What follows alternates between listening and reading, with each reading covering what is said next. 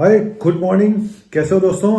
मैं हूं आपका अपना लाडला प्रिय छोटा सा डॉक्टर, छोटा सा ही हूं। और हालांकि कोशिश कर रहा हूं कि इस मेडिकल समाज में एक क्रांति लेकर आऊं। इसी वजह से हमने बनाया एक मेडिकल क्रांति मंच, और जिसमें हम हर रोज नए नए मेडिकल करप्शन से रिलेटेड जो घोटाले हैं उनको उजागर करते हैं। उजागर सिंह नाम है मेरा। और अगर आपको भी उस मंच का मेंबर बनना है, हालांकि अभी तक व्हाट्सएप ग्रुप है, लेकिन बहुत जल्दी ऑफलाइन हम लोग आने वाले हैं। बहुत जल्दी एक मीटिंग हमारी होने वाली है दिल्ली में। कहाँ होगी, कैसे होगी, ये हम सब आपको बताएंगे। और आप लोग भी, अगर आपके साथ भी कुछ गलत हुआ है इस मेडिकल समाज में, मेडिकल प्रॉब्लम कोई इस तरह की आई है जिसमें आपको लगता है कि मेरे साथ एक गलत काम हुआ है, करप्शन हुआ है, तो आपको भी आवाज उठानी चाहिए। क्योंकि अगर आप लोग आवाज नहीं उठाएंगे तो मैं अकेला चना क्या भाड़ फोड़ सकता, कुछ ऐसा था। नंबर है 9810416762। इस पे मुझे व्हाट्सअप कर दें उस मेंबर का, उस व्हाट्सएप ग्रुप का अगर मेंबर बनना है तो। लेकिन वहां पे गुड मॉर्निंग गुड इवनिंग मत करें और फालतू की नॉलेज मत अपनी शेयर करें, बस इतना है। नहीं तो आपको ग्रुप से बाहर का रास्ता भी दिखा दिया जाएगा अगर आपने उसको दूसरे ग्रुप की तरह समझ लिया तो। एनीवेज, आज का टॉपिक क्या है? टॉपिक ये है कि एक बात, मैं आज आपको छोटा सा वीडियो है, एक बात बताने जा रहा हूं कि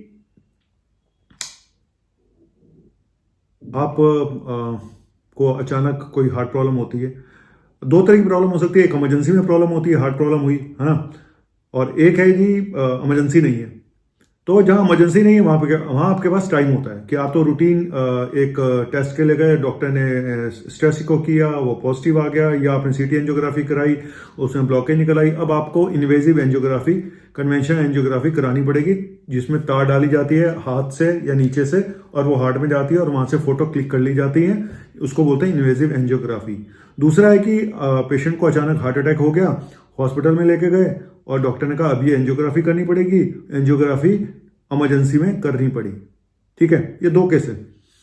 अब एक चीज जो मैं बताने जा रहा हूं कि अगर आपका कार्डियोलॉजिस्ट किसको कहते हैं, बड़े लोगों को ये भी कंफ्यूजन है।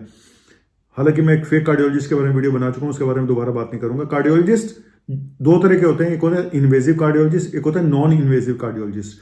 नॉन इन्वेजिव कार्डियोलॉजिस्ट, जो इन्वेजिव मतलब जो एंजियोग्राफी नहीं करते, एंजियोप्लास्टी नहीं करते, मोटा मोटा बता रहा हूं, हालांकि कुछ और प्रोसीजर भी होते हैं, उनको बोलते हैं नॉन इन्वेजिव। जो इको कर सकते हैं, आपकी टीएमटी कर सकते हैं, इस तरह के नॉन इन्वेजिव कार्डियोलॉजिस्ट होते हैं। हालांकि कार्डियोलॉजी लेटेस्ट गाइडलाइन के हिसाब से कार्डियोलॉजिस्ट उनको बोला जाना चाहिए जिसके बाद डीएनबी या डीएम कार्डियोलॉजी की डिग्री हो। बहुत सारे doctor, fake doctor, MD cardiology लिखते हैं। इस तरह की कोई भी ब्रांच पूरे भारत में नहीं है। पहले बता दूं, जो भी डॉक्टर अपने ब्रैकेट में एमडी कार्डियोलॉजी लिखता है, आप समझ जाइएगा ये एक फेक कार्डियोलॉजिस्ट है।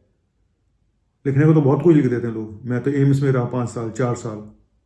तो ये सब फालतू की बातें हैं कि कौन कहां पे रहा। डिग्री देखिए, डिग्री क्या है, ठीक है, एमडी के ब्रैकेट में क्या लिखा हुआ है वो इंपॉर्टेंट है। लेकिन कार्डियोलॉजिस्ट बोलते हैं जिसके बाद डीएनबी या डीएम की डिग्री है कार्डियोलॉजी में, उसको लेटेस्ट गाइडलाइन जो एनएमसी की गाइडलाइंस है, ठीक है। तो एनीवेज चलिए, तो एक होता सर्जन, वो होते हैं कार्डियोथोरेसिक सर्जन, जो बाईपास सर्जरी करते हैं, है ना, वो सर्जन होते हैं।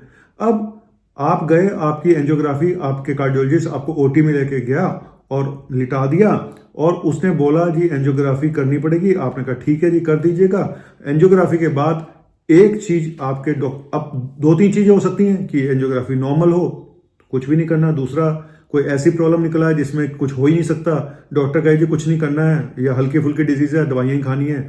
तीसरा, कोई एक आधी नस ब्लॉक पड़ी है, आपका कार्डियोलॉजिस्ट बोले जी इसमें स्टंट डालना पड़ेगा, है ना। एक ऐसा हो सकता है, या 2 स्टंट डालने पड़ेंगे, 2 नस ब्लॉक हैं। तीसरी चीज जहां पे कार्डियोलॉजिस्ट बोलता है कि भाई आपको बाईपास सर्जरी करानी पड़ेगी, इसमें बेटर होगा बाईपास सर्जरी कराए, बस यहां पे लोग मार खा जाते हैं, यहीं पे कच्चा खा जाते हैं। रीजन, मैं आज आपको एक काम की बात बताता हूं, बहुत ही काम की। एक कार्डियोलॉजिस्ट जो डीएम कार्डियोलॉजिस्ट होता है या डीएनबी कार्डियोलॉजिस्ट है, उसको फायदा आपको स्टेंट डालने में है, आपकी एंजियोप्लास्टी करने में उसको ज्यादा फायदा है, क्योंकि उसको उसी में पैसा मिलना है, उसको फीस मिलनी है। कितनी फीस मिलती है ये तो मैं एग्जैक्टली नहीं बता सकता हूं, पर अगर एक एंजियोप्लास्टी में 1.5-2 लाख रुपए हैं, तो मुझे लगता है कि मैं फिर भी डिटेल पता करके बताऊंगा, तो एक एंजियोप्लास्टी में आराम से सर्जन को कम से कम मुझे लगता है कि 25-30 हज़ार रुपये तो मिलते ही होंगे, इससे कम तो नहीं मिलते होंगे। बाकी भले ही हॉस्पिटल का खर्चा जो भी रखें वो अपने पास, क्योंकि स्टंट की कीमतें अब कम हो गई हैं। तो 25-30 हज़ार से कम एक कार्डियोलॉजिस्ट को मिलता होगा, मुझे ऐसा नहीं लगता है। फिर भी मैं कंफर्म करके आपको बता दूंगा। और डिपेंड करता है कितने स्टंट डल रहे हैं, वो सब आपस की बात है हॉस्पिटल की और उसकी कि वो कितना पैसा उस कार्डियोलॉजिस्ट को देते हैं। लेकिन खाली एंजियोग्राफी करने में कार्डियोलॉजिस्ट को कुछ नहीं बचता है। अगर आपका कार्डियोलॉजिस्ट ये कह रहा है कि आपको बाईपास सर्जरी करानी चाहिए, समझ लीजिएगा आपका कार्डियोलॉजिस्ट पहली चीज तो बहुत ईमानदारी से कह रहा है, क्योंकि उसको बाईपास सर्जरी में कुछ नहीं बचने वाला, उसने आगे रिफर कर देना है सर्जन के पास, ठीक है। तो उसको कोई फायदा नहीं है, उसको फायदा आपको स्टेंट या एंजियोप्लास्टी करके। अगर आपका कार्डियोलॉजिस्ट खुद ही मना कर रहा है कि आप एंजियोप्लास्टी मत कराइएगा, समझ लीजिए आपका कार्डियोलॉजिस्ट बहुत ईमानदार है पहली चीज, और आपको उसकी बात को फॉलो करना चाहिए। यहां पे प्रॉब्लम आ जाती है। यहां प्रॉब्लम यह आती है, सबसे बड़ी प्रॉब्लम डर। सर्जरी का नाम सुनते ही, बाईपास सर्जरी का नाम सुनते ही लोग डर जाते हैं। कुछ उनमें से लोग बोलते हैं सर हम सर्जरी तो किसी कीमत पे नहीं कराएंगे, अगर आप कुछ कर सकते हो तो बता दो। यहां पे थोड़ी सी प्रॉब्लम आ जाती है। वो कार्डियोलॉजिस्ट जो उतने ही ईमानदार नहीं है, जो अपनी बात पे टिके नहीं रहते, वो बोल देते हैं अच्छा चलो हम ऐसा करते हैं, हम 2 स्टंट डाल देते हैं अभी फिलहाल के लिए, बाकी बाद में देख लेंगे, ये कर देंगे वो कर देंगे फलाना ढिमका, 3 स्टंट डाल देते हैं, 4 स्टंट डाल देते हैं, तो अभी ये करा लो, यही है ऑप्शन अभी फिलहाल। तो मुझे ऐसा लगता है कि कार्डियोलॉजिस्ट को पहली चीज तो ऑप्शन देने नहीं चाहिए ऐसे। अगर जो चीज है तो है, नहीं कराना चाहता मत कराए। लेकिन कई बार पेशेंट का अटेंडेंट या पेशेंट जिद कर बैठता है कि नहीं जी कुछ भी कर दो, कुछ भी कर दो, और कार्डियोलॉजिस्ट को यह भी लगता है कि मैं नहीं करूंगा तो कोई और कर देगा, तू नहीं करेगा तो कोई दूसरे पे चला जाएगा, ये वहां करा लेगा। तो कुल मिला के मेरा कहने का मतलब है कि अगर आपका कार्डियोलॉजिस्ट आपको ये कह रहा है कि बाईपास सर्जरी होनी चाहिए, तो उससे ज्यादा ईमानदार कार्डियोलॉजिस्ट कोई दुनिया में है नहीं। मैं आपको बता रहा हूँ, फैक्ट बता रहा हूँ, और आपको उसकी बात माननी चाहिए। क्योंकि इस तरह के 4 स्टंट डलवा लेना, 3 स्टंट डलवा लेना, या 2 डलवा के फिर काम चलाते रहना, ये कोई अच्छी बात नहीं है। उसमें प्रोग्नोसिस उतनी अच्छी नहीं होती जितनी बाईपास सर्जरी में प्रोग्नोसिस अच्छी होती है। आज मुझे अफसोस होता है राजू श्रीवास्तव जी के केस में, मुझे पता नहीं पर्सनली ऐसा लगता है कि शायद, अगर मुझे उनकी डिटेल नहीं पता है कि उनके बताया जाता है कि उनको 8-9 स्टंट पड़े हुए थे, मुझे ऐसा लगता है कि पता नहीं कहीं ना कहीं क्यों नहीं आखिर उनको रीवस्कुलाइजेशन किया गया, क्यों नहीं उनकी बाईपास सर्जरी हुई। मुझे इतनी डिटेल नहीं पता तो मैं इस पर कमेंट भी नहीं कर सकता हूं, लेकिन हाल उनका भी आपने देख लिया कि क्या हुआ आखिर में। तो मैं ये बोलना चाहता हूं कि डर के आगे जीत है। आज आप डर के मारे 4-4, 3-3 स्टंट पड़वा लेते हो, बाद में फिर वही स्टंट जब ब्लॉक हो जाते हैं फिर आप बाईपास सर्जरी के लिए भी जाते हो। तो अगर आपका सर्जन ये कह रहा है बाईपास सर्जरी करा लो, तो आप मैक्सिमम ये है कि आप बाद में सेकंड ओपिनियन ले लो, किसी दूसरे सर्जन, दूसरे कार्डियोलॉजिस्ट से भी ओपिनियन ले लो, अगर वो भी ये बोल रहा है बाईपास सर्जरी। मैं फिर बोल रहा हूं, ईमानदार कार्डियोलॉजिस्ट आपको अगर बाईपास, वो सबसे बड़ा ईमानदार कार्डियोलॉजिस्ट है जो आपको बाईपास सर्जरी के लिए कह रहा है, फैक्ट बता रहा हूं। अगर उसमें स्टंट, दूसरा कहता है कि स्टंट डाल दूंगा और एक कहता है बाईपास सर्जरी करनी चाहिए, तो कायदे से मेरे ख्याल से जो बाईपास सर्जरी कहने वाला कार्डियोलॉजिस्ट है वो ज्यादा ईमानदार है। हो सकता है एक्सेप्शन कुछ हो इस मामले में, मैं इसमें ज्यादा नहीं बोलूंगा, लेकिन फिर भी मुझे लगता है कि ये बहुत बड़ी बात है और आपको उसको फॉलो करना चाहिए, डरना नहीं चाहिए।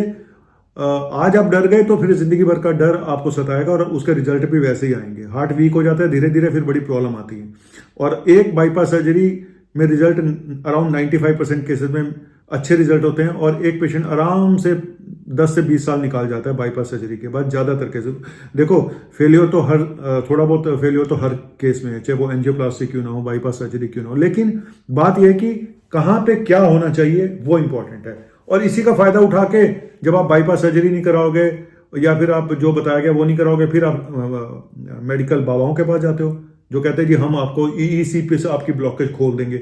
मैं फिर बोल रहा हूँ, ईसीपी उनके लिए है जहां पे डॉक्टर कहता है जी इसमें हम कुछ नहीं कर सकते, वहां पे आप जाओ, लेकिन रिजल्ट वहां पे भी कोई गारंटी नहीं है आपकी, ये पहले बता दूं।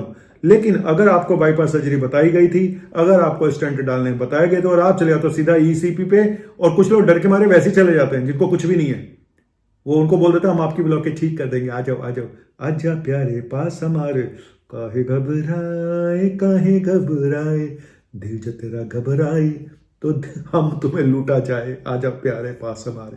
तो लूटना आपने खुद है, तो ठीक है आपको गाइड कर रहा हूं तो सुन लीजिएगा, डरिएगा मत, डर के आगे ही जीत है, और बाकी सब किस्मत का खेल है, ये मैं मानता हूं, है ना। अब 100 में से 95% की बाईपास सर्जरी अच्छी जगह से कराई हुई ठीक साबित होती है, 5% अभागे भी होते हैं जिनको प्रॉब्लम आ जाती है। ऐसी एंजियोप्लास्टी है, उसमें भी यही है कि 95% अगर ठीक होते हैं तो 5% ऐसे भी हैं जिनकी फिर ब्लॉकेज हो जाती है साल भर के अंदर, है ना। तो ये सब नो डाउट किस्मत है, लेकिन आप उन 95% से तो पूछो जो ठीक हुए। आप उन 5% की बात करते हो सिर्फ, उन 95% से तो पूछो जो ठीक हो गए। तो इसलिए घबराइएगा नहीं, और मैं आपके घबराहट को दूर करने के लिए, आपको सही गाइड करने के लिए आता हूं, और इसी तरह से बैंड बजाता रहूंगा सबका, घबराऊंगा नहीं। भगवान मुझे हिम्मत दे और आप लोग मेरे साथ हो। तो फिर बोलूंगा मेडिकल क्रांति मंच से आके जुड़िएगा। शुक्रिया, शब्बा खैर, और आपके लोगों की